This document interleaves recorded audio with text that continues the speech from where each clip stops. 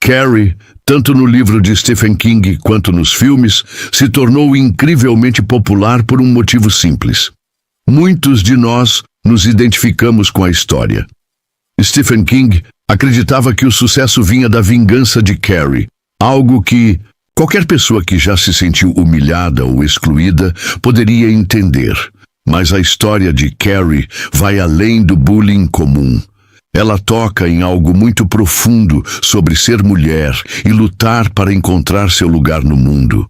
Muitos romances sobre amadurecimento, aqueles que falam sobre crescer e se tornar adulto, já colocam garotas como personagens principais. Pense em livros como Jane Eyre, ou Você Está Aí, Deus, Sou Eu, Margaret.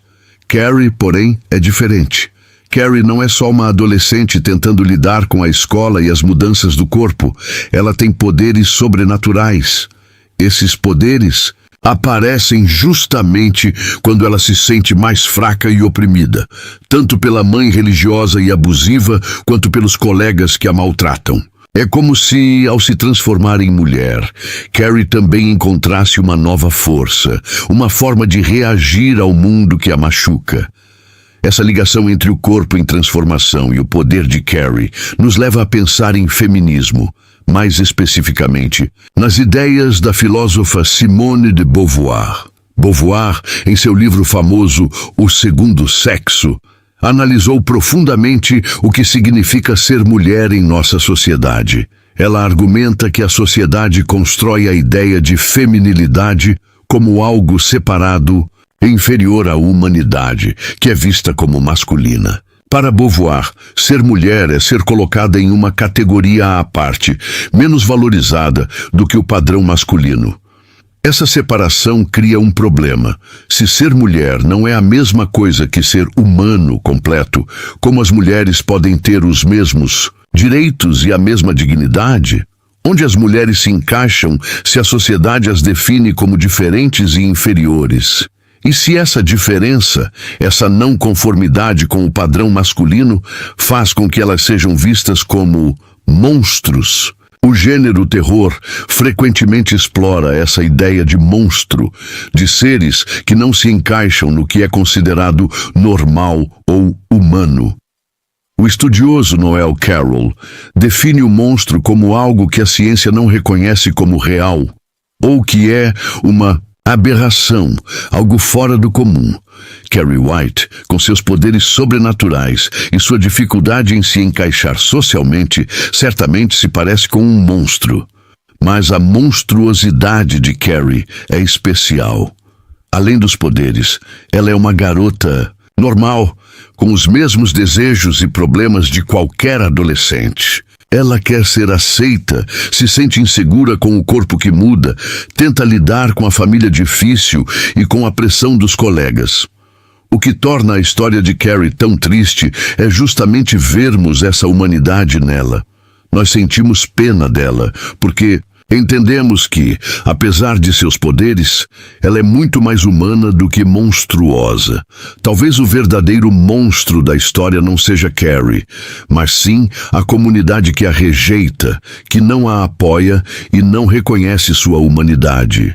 A identidade de Carrie está muito ligada ao seu corpo, e é aí que a tragédia começa.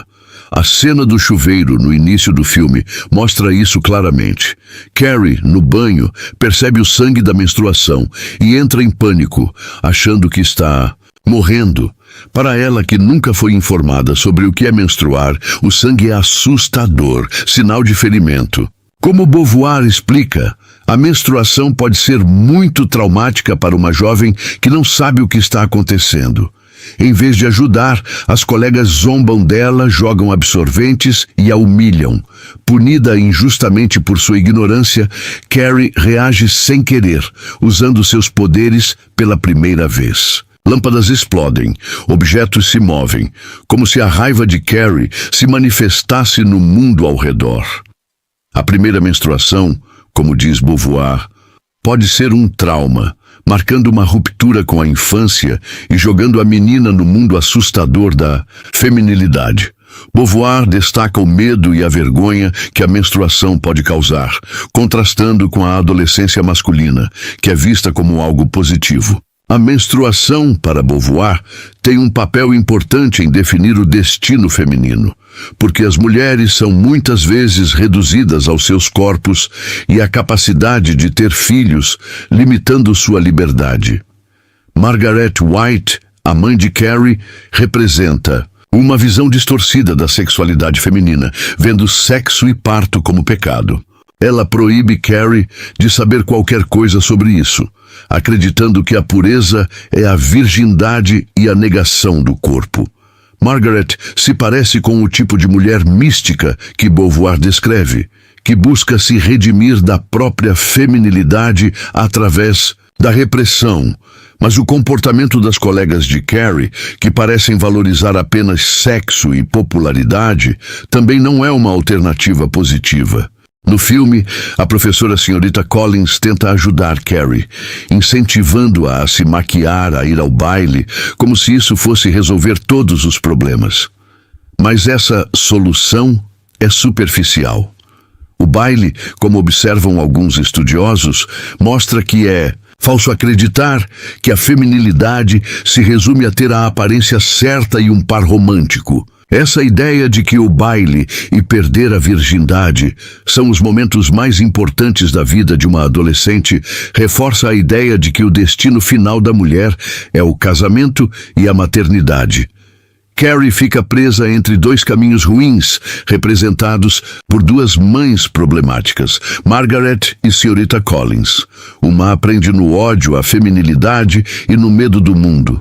A outra tenta transformá-la em algo palatável para os homens, mas igualmente superficial e limitante. Carrie pode ser vista como uma versão sombria do conto de fadas da Cinderela. A mãe, seja a de sangue ou substituta, tem um papel crucial em definir o futuro da garota. Beauvoir fala da relação complexa entre mãe e filha, onde a filha é vista pela mãe como uma extensão de si mesma, mas também como algo diferente, que precisa ser controlado e moldado. As mulheres que cuidam de meninas, muitas vezes, tentam transformá-las em mulheres como elas, com uma mistura de boas intenções e ressentimento. O fanatismo religioso de Margaret White é um exemplo disso. Ela vê Carrie como uma extensão de sua própria sexualidade pecaminosa, algo que precisa ser controlado e punido. As tentativas de Margaret de matar Carrie, ou pelo menos de torná-la uma versão pura de si mesma, mostram como ela tenta impor um destino à filha, sem realmente reconhecê-la como um indivíduo separado. Como diz Beauvoir sobre a mulher mística, ela não busca se superar, mas sim redimir sua feminilidade, tentando se livrar da vergonha do próprio corpo e dos desejos sexuais. Carrie, vivendo nessa atmosfera de vergonha e repressão, acaba matando a mãe em legítima defesa, um ato trágico que destrói o último resquício de sua infância. Da mesma forma, a dificuldade de Carrie em se encaixar na escola e com as colegas também é recebida com hostilidade, mostrando as dinâmicas complexas e cruéis do mundo feminino. A Sra. Collins tenta ajudar Carrie, mas de forma superficial e equivocada. O baile, que deveria ser um momento de aceitação e felicidade para Carrie, se transforma em um desastre, em uma traição.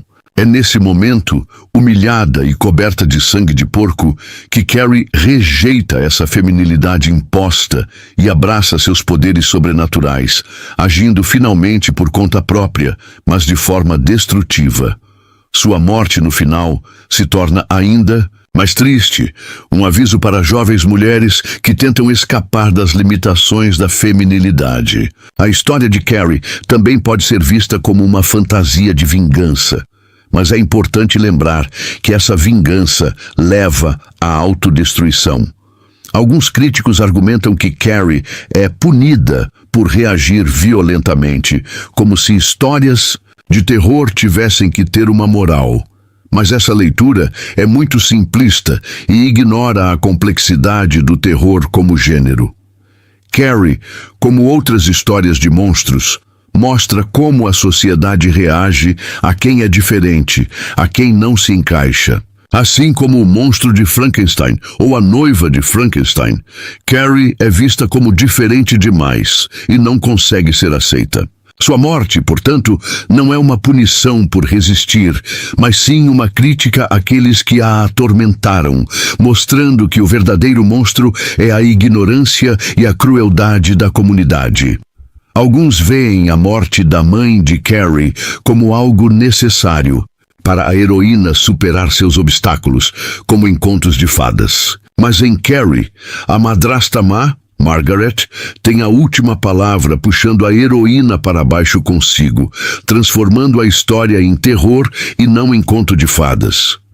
Uma forma melhor de entender a tragédia de Carrie é através da ideia de Beauvoir de que não há solidariedade entre as mulheres. As mulheres se veem como o outro, separadas e não como um grupo unido.